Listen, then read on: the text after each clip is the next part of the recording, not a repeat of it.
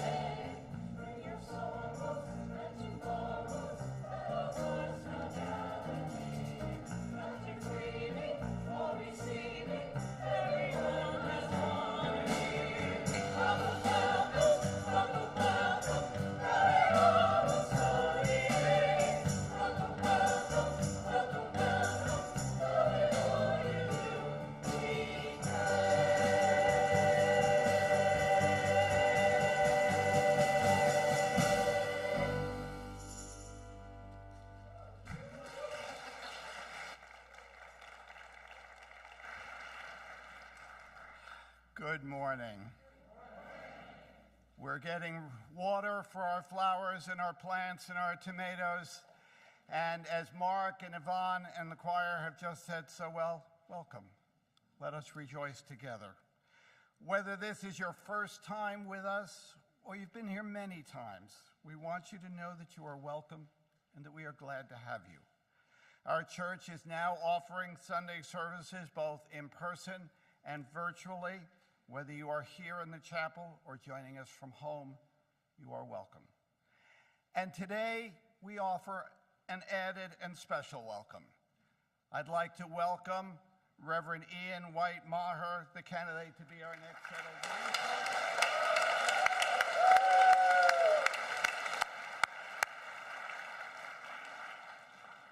And his partner, Carrie Millen, is with us as well. Welcome to you.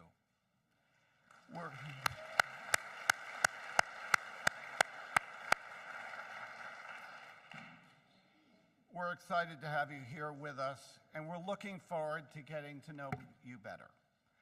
As we gather, we recommit ourselves to the mission of this church, to support one another in our spiritual journeys, to work for justice, to care for the earth, and to build the common good. It is good to be together. Mount Vernon Unitarian Church is a community dedicated to welcoming the stranger and working for justice wherever the heavy weight of oppression has dug into the fabric of life.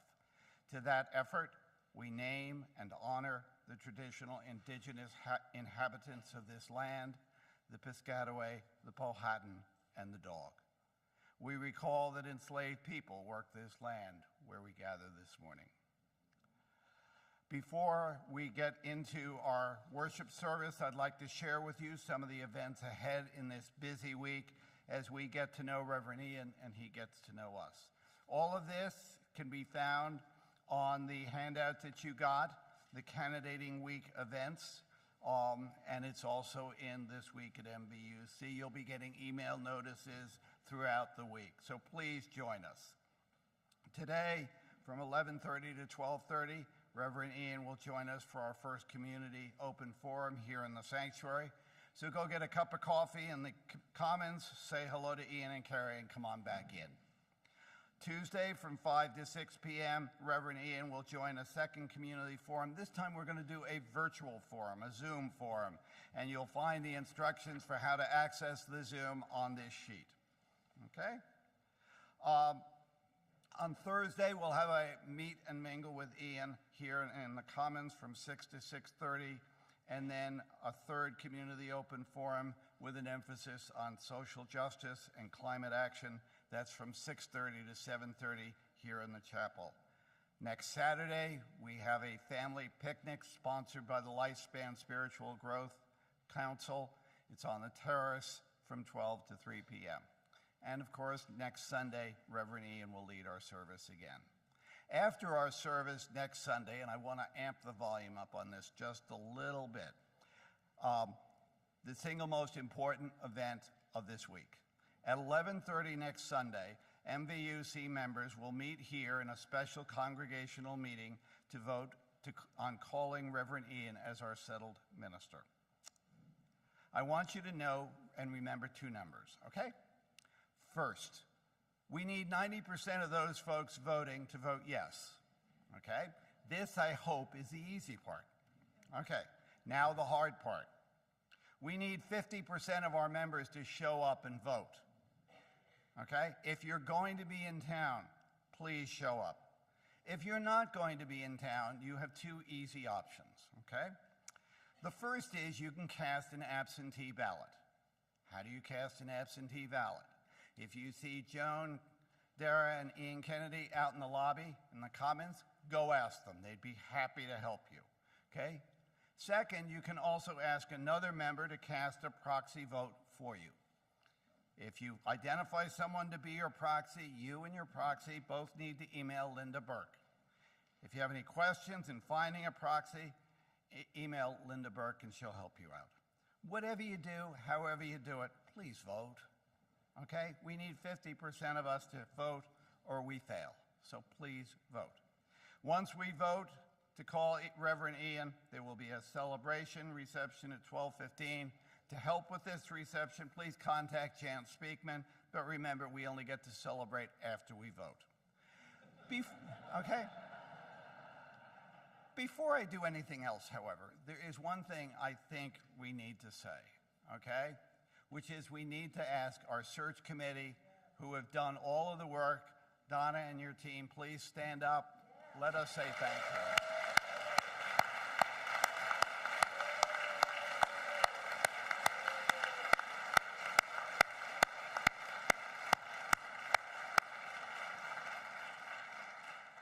Thank you. Now, let us turn our hearts and minds to worship.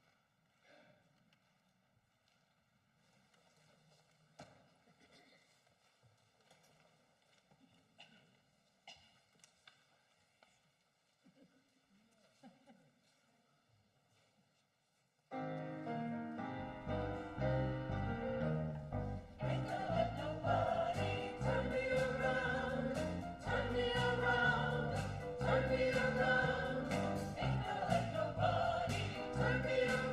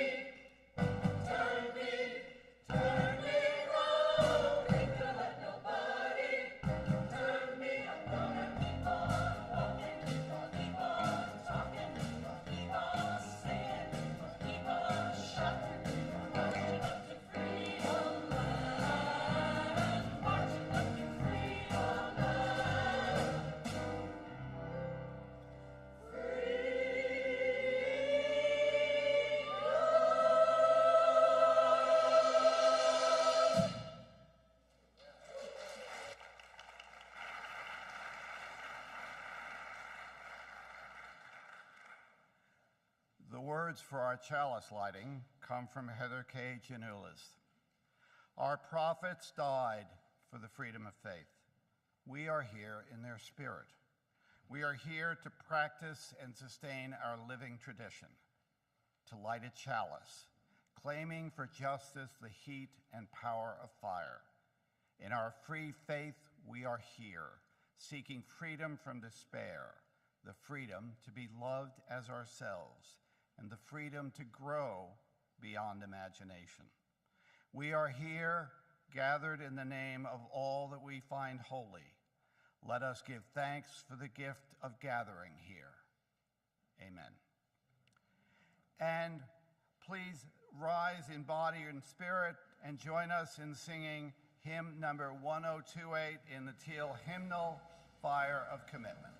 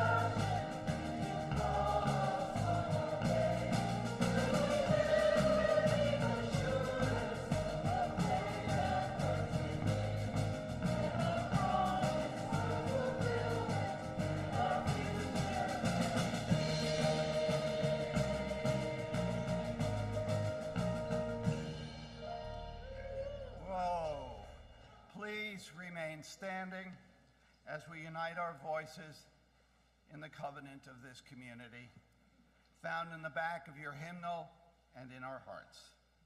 Love is the teaching of this church. The quest of truth is its daily task, and service is its prayer. To dwell together in peace, to seek knowledge and freedom, to serve life and community, to the end that all souls shall grow in harmony. This is our covenant with each and with all. Good morning, friends. I haven't seen you all in so long. I'm so excited to see you. It's a story time, so I'm hoping some of our younger friends will come forward. Come on up. Yeah, you. Come on up. There we go. Hi, Ford. Come on up. Zach, good to see you this morning. Dorothy, you look... Hi, guys. Come on up. Come on up. Fiona, it's been too long, baby. Come on up. Oh, boy. I'm so glad you're here because I found this really cool thing. Look. Hello. What is this? Oh, come on up. Come on, sit down. Daisy, you can sit right, there we go. So, oh, it's the wrong way? What is this? Yeah, we call it a bullhorn. Bullhorn? Hate to see the cow this thing came off of. And it's not from a bull or a cow. People use it outdoors when they want their voice to be really loud. And this was before people had microphones and like big speaker systems like this one. It's the wrong way, right? Oh. Yeah, should she try it the other way?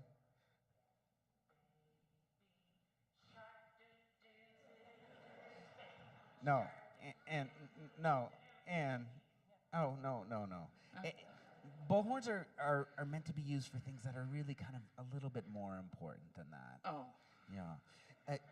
Let's just put it down for now. Okay. What do you think? Well, there was a picture of this. We have a picture of something when it was used quite recently, and something was quite important. oh. So, but here's the deal. You said that it's supposed to be outdoors, and who is that man? Because that is indoors. Yeah, I know. It is indoors. His name is Representative Justin Jones. And in this picture, he's with Representative Justin Pearson and Representative Gloria Johnson. And they're in the House of they're in the House of Representatives in the state of Tennessee, which is where they vote on laws, where they write all the laws together. So Representative Jones is singing Baby Shark to the House of Representative Tennessee? No, no, he's Oh. not. No, remember, bullhorns are used when you've got something really important to say. So here's another picture that explains what they're shouting about. Can anyone read that there? Can you see what that is? My eyes are so bad, I cannot see that. Can you see it? But Fiona, can you read that from where you are? Yeah, Fiona, can you stand up and read it out loud? And Reverend Ian will hold the mic for you. yeah. Say it again. Protect kids, not guns. Yeah, protect kids, not guns. That kid's Okay, not but guns. I'm Thank not you, sure Fiona. what that means, though. What does it mean? Like, mean? Well, look, Hudson's got his hand up. Oh, go ahead. The government wants to keep guns because the people in government like using guns, but then the guns aren't safe for children and they're using it. Yeah, yeah. And Hudson, did you have something to add? Yeah? School shootings. School shootings. You know what? I think we've been talking a lot about trying to stop gun violence here at MBUC, and I think that is the very reason why this kind of thing is happening, why he brought the bullhorn, because somebody came in Tennessee and shot a lot of people, even some of them died. And the people of, actually the whole United States were just, it was more than sad. They were disconsolate. I think we have a picture. This is the way some of the people show how really devastated they are, by sobbing and bringing gifts to places where it happened. So what happened next in our story? Yeah, so Representative Jones and Pearson and Johnson felt like they weren't being heard, and they really wanted to stop gun violence. So they brought a bullhorn into the State House, and they started using it to chant and protest. What would you have done?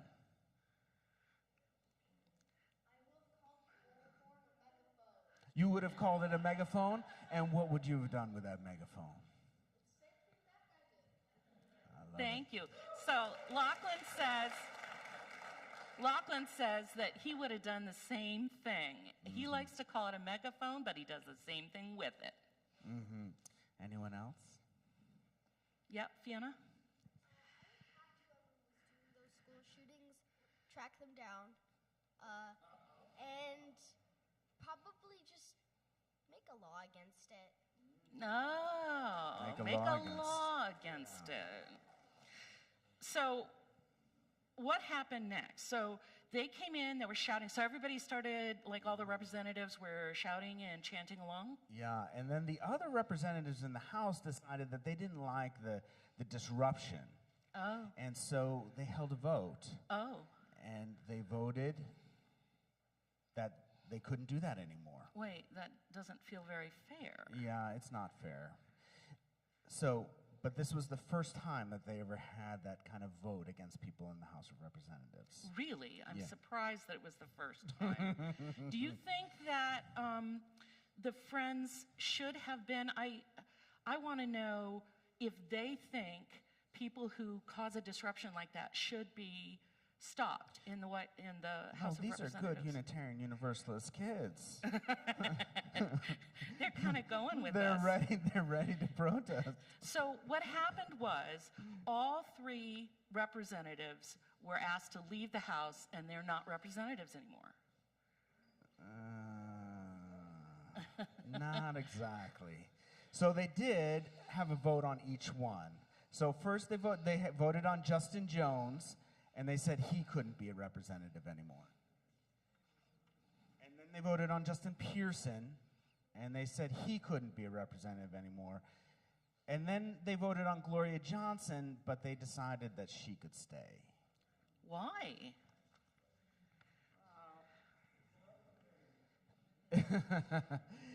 When she was asked, she said maybe it had something to do with the color of her skin. That is really, really not fair. So now she's the only one who's allowed back in the House of Representatives in Tennessee, only one that used a bullhorn that's back. The story's not over, right? Oh. So when the Shelby County Board of Commissioners had the job of choosing a new representative, they voted Justin Pearson right back in. And the Metropolitan guys see the Council of pictures? Nashville voted him right back in, voted Justin Jones right back in as well. Oh, wow. That's a great ending to that story. Is that the ending? That's not the end of the Oh. story. Yeah. So it's actually a very, very long story, and it's Oh. not solved just by voting them back in. But this is one of the reasons that people are still going to have to use bullhorns, and this is one of the things that we're going to talk about here at MBUC. I would love to talk about it more. I mean, this is obviously an important topic. Well, we were going to sing the kids out. What do we do? Well, we could sing the kids out. Oh, but okay. For the adults, I hope that you'll stick around because we're going to talk about this a little bit more here. And then if you want to talk to me more about this, I'll be around all week, and then you can meet me at the picnic on Sunday, and you can ask me any questions that you like about it. What would you like to ask a question now? Well, can't the legislative not enforce laws because they can only pass them and create them? No, you're right. They only pass and create them, and so other people enforce them. But I think one of the issues that we're really trying to work with on them is to pass laws that are really enforceable in a different way. They're creating a little too much access, is what we feel. Yeah. We want to be more restrictive, but that's Thank a great you, point. Orla. So I would like to invite you, we would like to invite you to sing our children out using the words you'll find in your order of service.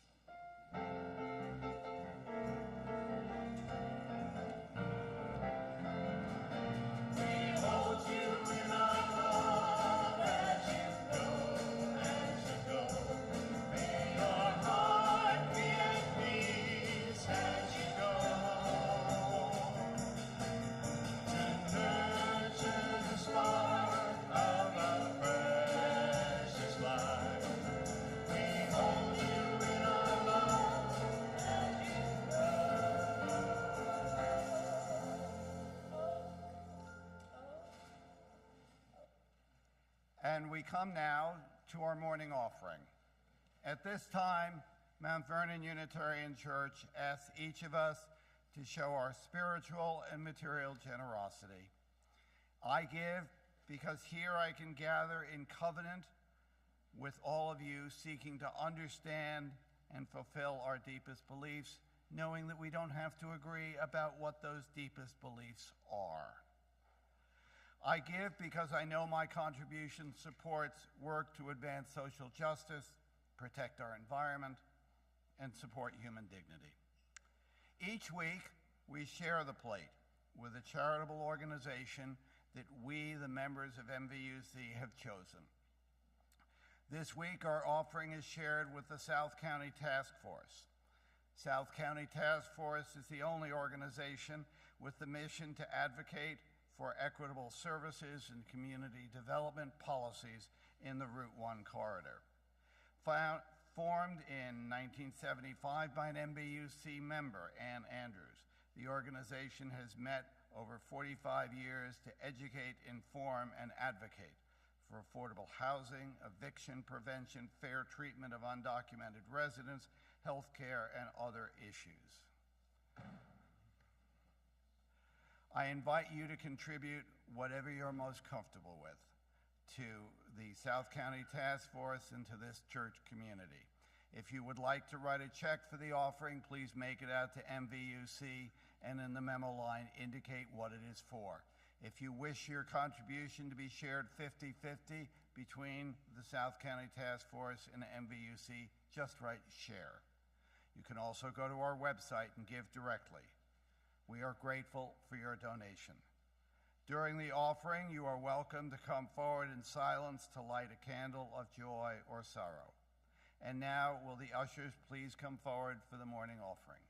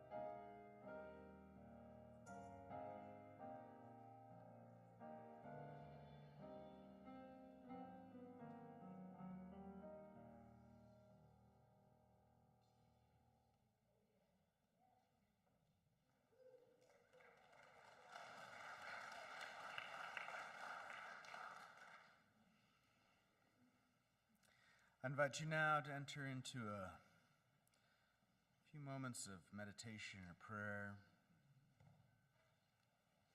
Just maybe rest your eyes. Connect with your breath moving in and out of your body. Perhaps you raise your hand to your chest to feel your heartbeat. Just to slow down. Come into the present. Feel the warmth of this community. The tenderness. The propheticness. The pastoral.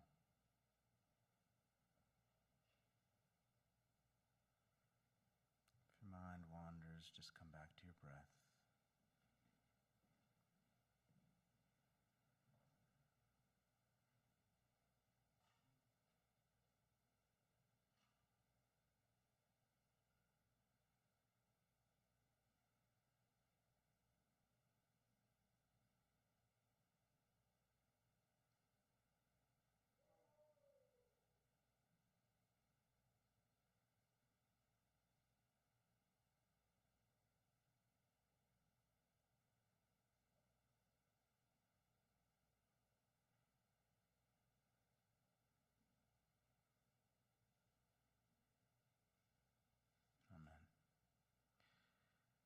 Please join in singing our next hymn. It is number 1017. It's in the teal hymnal. We are building a new way. Number 1017. We usually do a quiet hymn in the middle of the service. But today, we just couldn't figure out how to do 1017 quietly. So please just jump in with us. It'll be fine. It'll be fun.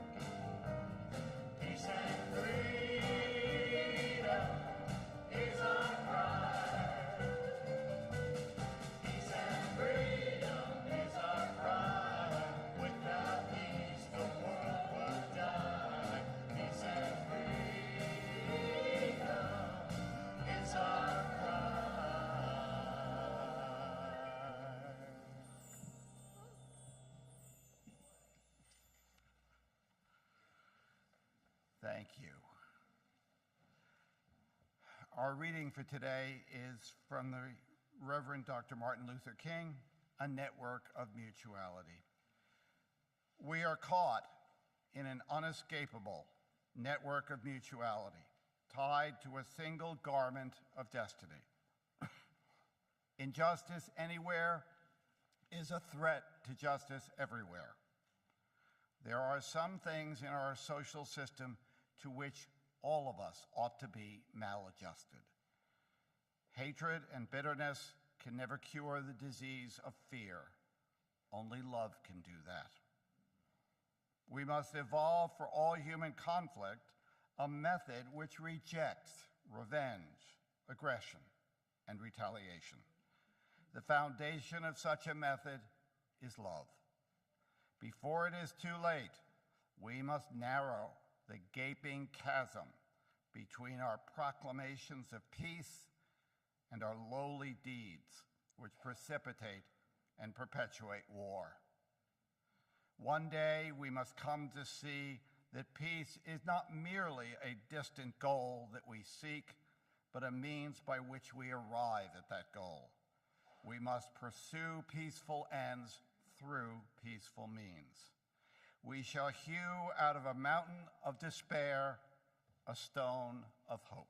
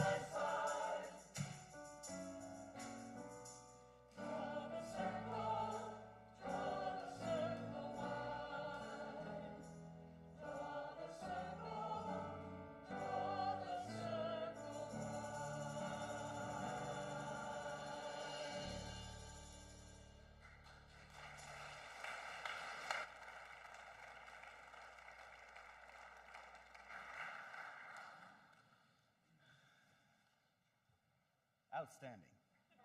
Right? Outstanding.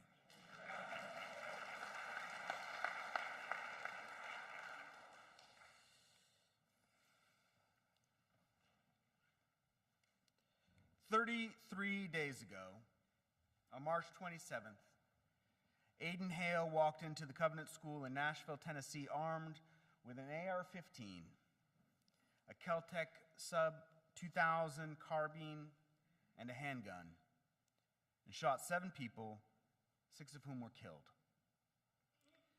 3 staff, Cynthia Peak, a substitute teacher, 61, Mike Hill, a custodian, also 61, and the head of the school, Catherine Kuntz, age 60.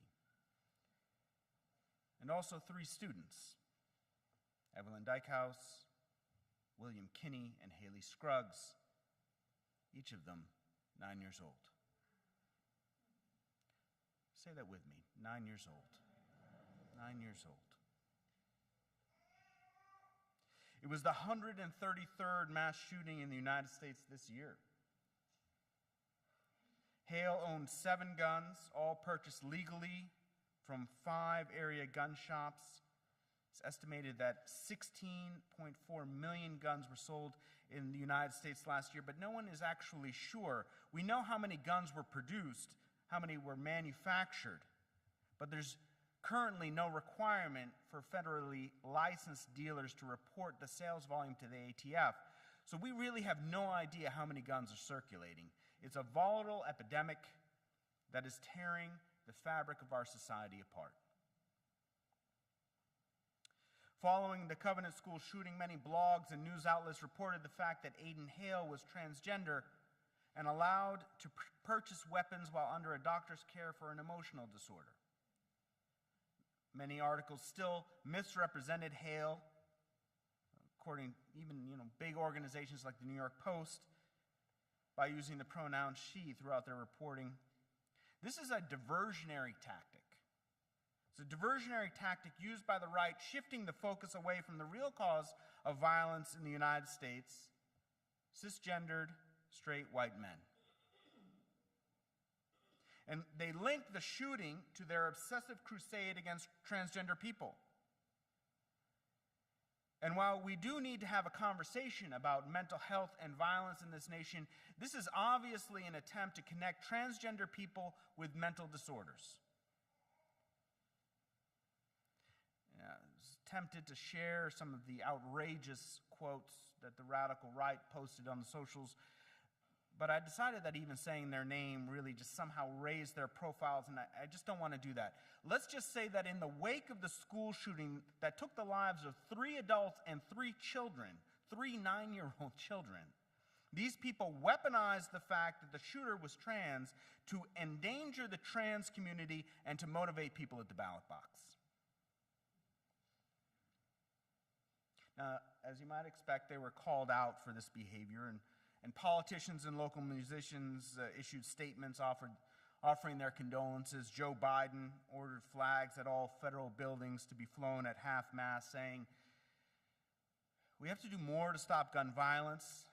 It's ripping our communities apart. It's ripping the very soul of the nation.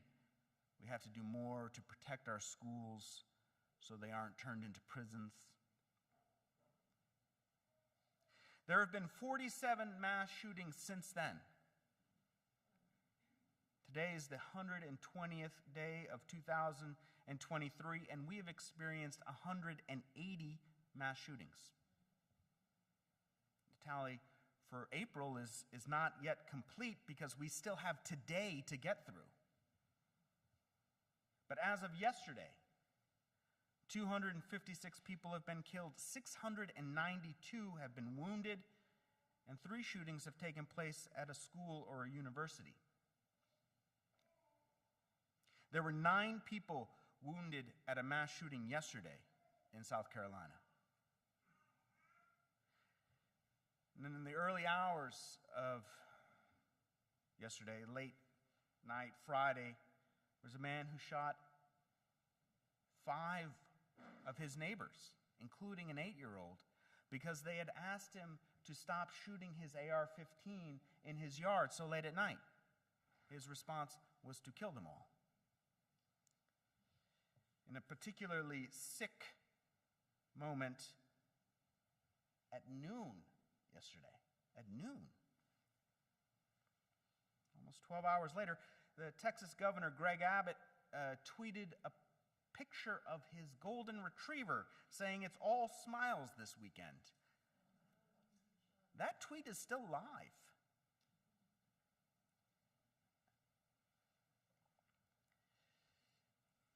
On March 30th, 3 days after the Covenant School shooting, thousands of protesters marched on the Tennessee state capitol demanding stricter gun control, including a number of children that carried signs saying, "I am 9. I am 9." we already talked about this morning, 3 state representatives, Justin Jones, Justin Pearson, and Gloria Johnson, protested from within the chamber of the Capitol, leading chants with people who were in the public galleries, and the halls echoed with voices crying out, saying, "No more silence. We have to do better. Gun reform now. And do you even care?"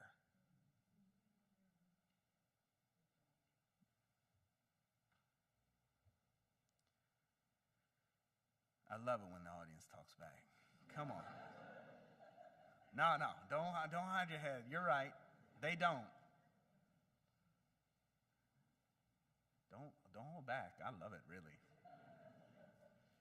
In a twisted moment of serendipity, this protest temporarily delayed hearings on gun legislation designed to expand access to firearms, which is surprising because I don't even know what's left.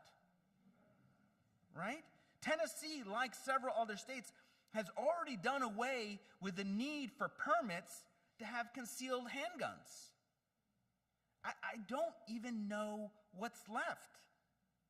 So if we want to talk about mental illness, then let's talk about the obsession with tactical gun ownership, because I can't understand it outside of some compulsive mental disorder.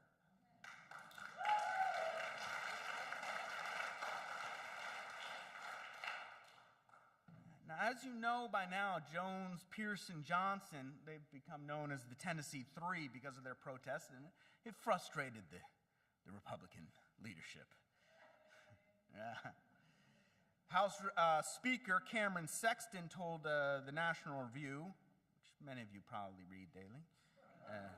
If you don't know it, it's a right-wing editorial magazine, and in there he was quoted as saying, "What they did is they hijacked the House floor, which has never been done in our history. They pulled out a bullhorn. They weren't recognized. They were ruled out of order, and they led a protest from the House floor with a bullhorn to those in the balcony. They shut down the proceedings of the House. We had to go into recess due to their actions." I know. Well. He later compared the Tennessee Three to the January 6th insurrectionists. Shameless. People without shame. 4 days later, Monday, April 3rd, Jones, Pearson, and Johnson were stripped of their House ID cards and their committee assignments. 3 days after that, the majority of the House voted along party lines, 72 to 25 in the case of Brother Jones, to expel Jones and Pearson. Representative Andrew Farmer, a Republican who filed one of the expulsion resolutions, criticized Representative Pearson for having a temper tantrum and accused him of seeking attention, saying, "If you want to conduct business in the House, file a bill." Now, before we go too far, I want to draw attention to that term, temper tantrum. When you think of a person who has a temper tantrum, are you thinking of someone who was the valedictorian in their high school and president of their class at Bowdoin College? No. Who has temper tantrums? Not Donald Trump. Come on, who has temper tantrums? 2-year-olds. 2-year-olds. Right? Children who don't know how to behave when the adults are talking. Representative Andrew Farmer and House Speaker Cameron Sexton are white supremacists who hide beneath a cloak of gentility, who trace their ideological roots back to Nathan Bedford Forrest, the scion of Tennessee, slave owner, decorated Confederate general, and the first Grand Wizard of the Ku Klux Klan. An organization designed to suppress the agency and political ascendancy of black people. Gloria Johnson, third member of the Tennessee Three, was not expelled, and while we should not be surprised that a 60-year-old white woman didn't receive the same punishment, we should be critical. And I mean, it's important to point out that 2 young black men were removed and she was not. That's how white supremacy works. But on a secondary level, On a secondary level, that is how the right wing attempts to divide our solidarity. Right? By not suffering the same consequences, people now look at Sister Johnson as if she is somehow apart, somehow distinct, somehow separate from Jones and Pearson. When she was asked why she was not expelled, she said, well, it likely had something to do with her skin, and that's true, but also it was a wedge used to divide people who were in solidarity with one another. Right? This is a tactic that has been used by the slave owner since Bacon's Rebellion. You know, we now speak of the moment by referring to it as the Justins, making it a black movement for justice rather than an interracial one. And the Justins should get all of the props and the praise that they are due, but let's not get confused about what happened.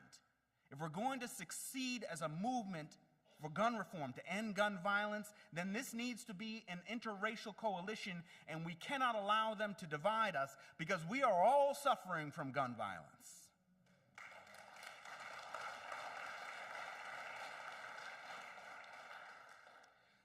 Now, the Justins were both raised in the shadow of the Civil Rights Movement, which makes the actions of the Tennessee House on April 6th and really on April 3rd feel almost scripted. And with no sense of irony or shame, the expulsions occurred 2 days after the 55th anniversary of the murder of the Reverend Dr. Martin Luther King Jr. in Memphis, Tennessee, a victim of gun violence. A man who no doubt has been quoted many times by these same representatives who voted to silence his ideological ancestors. But as we already talked about, there was another chapter to the story. Despite being threatened with cuts in state funding, Jones was reinstated to his seat by a unanimous vote, 36-0. And Pearson was voted back into his seat, 7-0, although 6 of the 13 board members were not present for the vote. Now, these are interim positions, which will require a special election, but as national heroes, I suspect that they will be reelected. It's not over. It's not even close to being over. The Justins have been restored to their seats, but power has not been conceded, right? We should not confuse this as a transfer of power. It is possibly the beginning of something, but it's not the end, and we would be wise to remember the words of Frederick Douglass. Some of you know these very well. Power concedes nothing without a demand. It never did, and it never will. Find out just what any people will quietly submit to, and you have found the exact measure of injustice and wrong which will be imposed upon them. And these will continue till they are resisted. The limit of tyrants are prescribed by the endurance of those whom they oppress. Now, this brings me to Act 3. What have we been willing to submit to? I recently came across a 3-paneled cartoon that shows a young man, maybe in high school, and his hand on his head, and he's just sitting there saying, everything is Bush's fault. And then in the second panel, he's in college, and he's typing up on a laptop, and he's saying, history is a vast web of political and economic and geographic and social factors, and they're all constantly shifting over time, and there's always deeper layers and new perspectives, and we have to view it as a complex system instead of looking for easy narratives of heroes and villains. And then in the final panel, the man, likely my age, maybe a little younger, is drawing on his easel, and he's just there like, everything's Reagan's fault. When I came, Tom was like, we call this place National Airport. We don't call it anything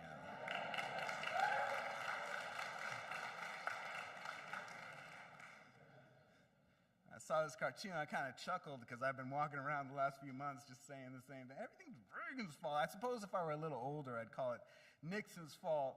But the truth is, the radical right has been around since the founding of this nation. Right?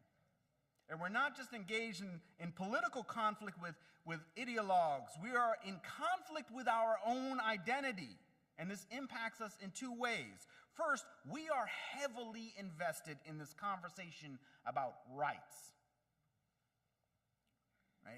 Henry Rosemont writes, our morally, politically, and metaphysically fleshed out concept of the self as a free, rational, autonomous individual has clearly been the foundation for virtually all modern Western moral and political theories. Hobbes, Locke, Kant, Marx, Bentham, Mill, Rawls.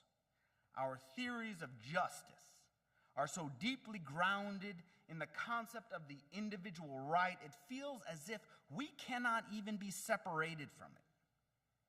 That was a funny way to say it, separated from it. I don't know why that sounds funny. We can't be separated from it. And the values of the community must always take second place. They must always serve the one master. They must always weigh more lightly on the scales of justice. And he later adds, if you say to someone who has ears to hear, what you are doing to me is not just, right? You may touch and awaken at its source a spirit of attention and love. But it's not the same when you say, I have the right, or you have no right. These words evoke a latent war and awaken the spirit of contention. To place the notion of rights at the center of social conflicts is to inhibit any possible impulse of charity on both sides. Relying exclusively on this notion, it becomes impossible to keep one's eyes on the real problem.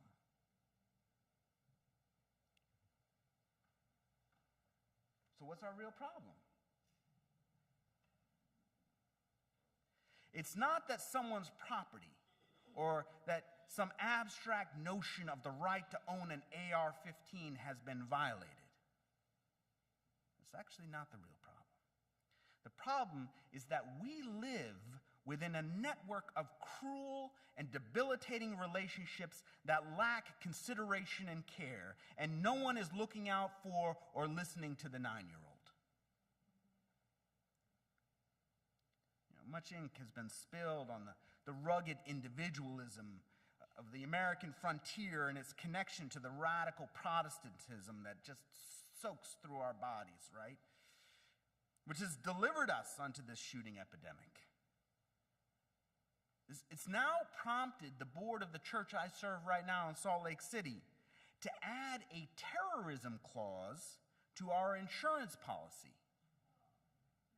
Because that's the solution, right? Let's not restrict guns. Let's add a terrorism clause. That's the reality of our lives. Let's pay an insurance company so you get paid out if there's a shooting at your church. Preposterous. But there's a second problem. And that is our adherence to the value of decorum. And this is really something for us as Unitarian Universalists. Right? We are still clinging to the illusion of fair play. Because we want to believe. White supremacists and representatives like Andrew Farmer he was appealing to this unconscious pledge of allegiance to decorum when he chastised Representative Pearson by saying, if you want to conduct business in the House and file a bill. He wasn't saying that as much to him as he was saying it to us, right? There are values that need to be respected. There's a right way of doing things. And it doesn't matter that the House has been gerrymandered so badly that it's now split 72 to 25. We have rules. There's a thing called civility.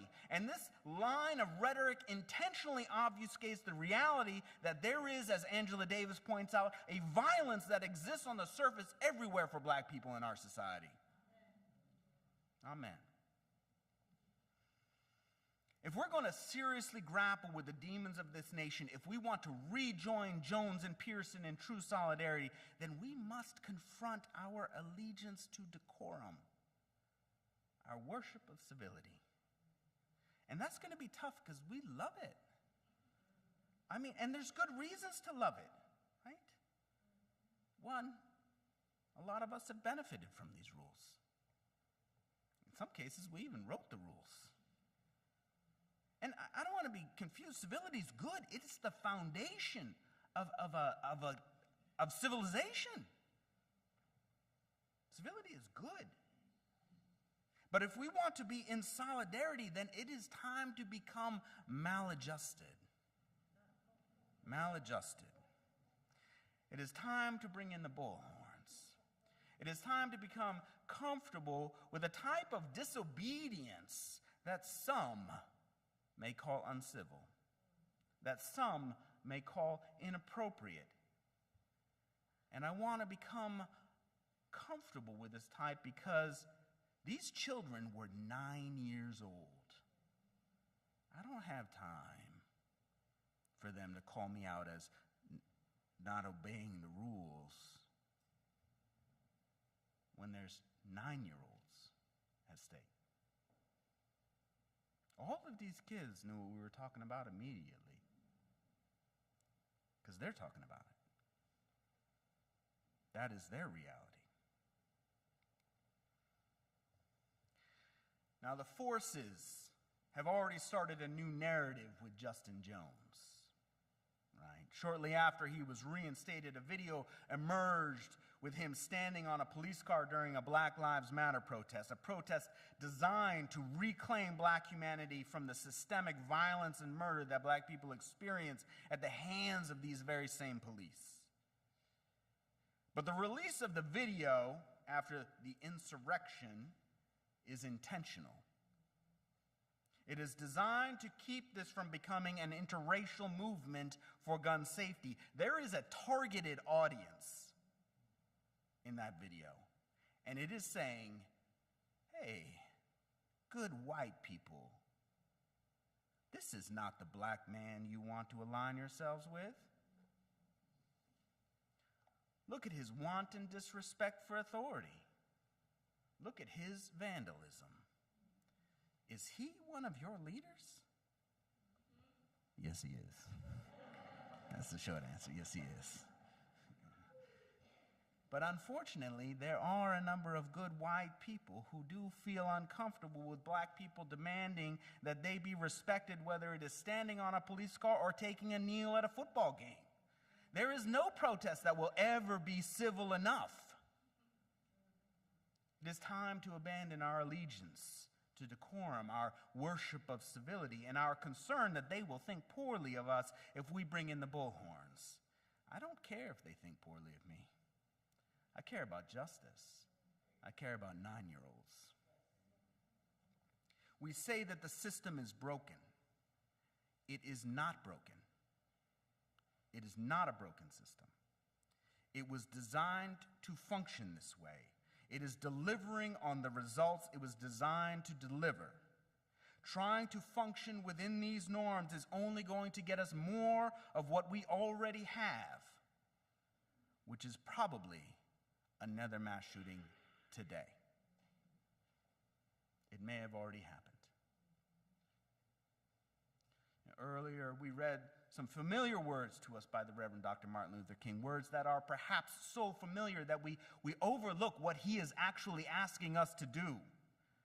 Injustice anywhere is a threat to justice everywhere. There are some things in our social system to which we all ought to be maladjusted. Introducing this phony pretense of civility, they are not civil with us at all.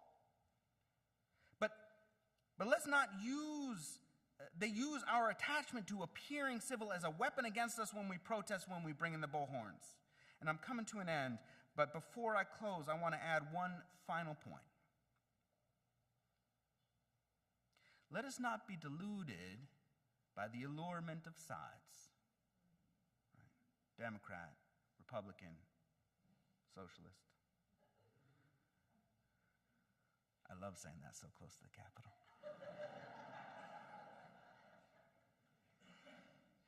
There are no sides. And we have this campaign, Siding with Love. Love has no sides. It doesn't mean that there aren't demons at work in our world. It's happening. Kids are dying. People are dying. But our uncivil disobedience needs to be grounded in the sense that I love. That's why I'm here. This is why I'm angry. I love. I'm angry because I love. I love this world. I love these children.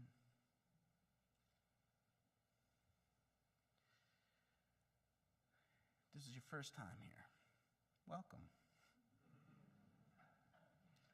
Don't worry, I don't normally always preach this long, but I just got excited. I hope you'll come back next Sunday because we're going to be exploring how we are going to love the hell out of this world. Let's love the hell out of this world. Amen.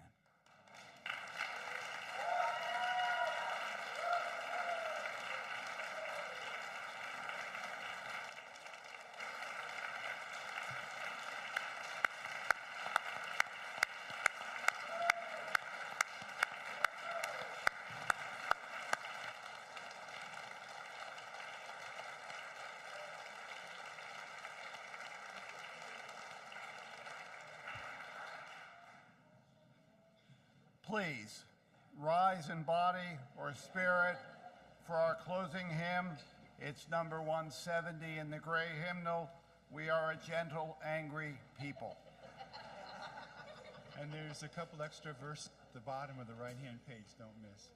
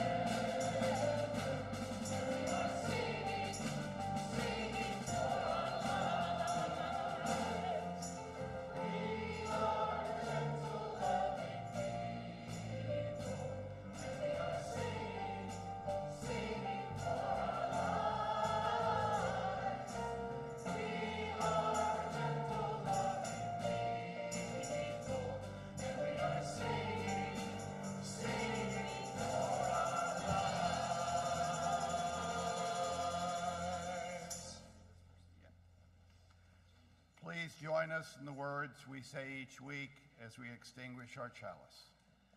We extinguish this flame, but not the light of truth, the warmth of community, or the fire of commitment.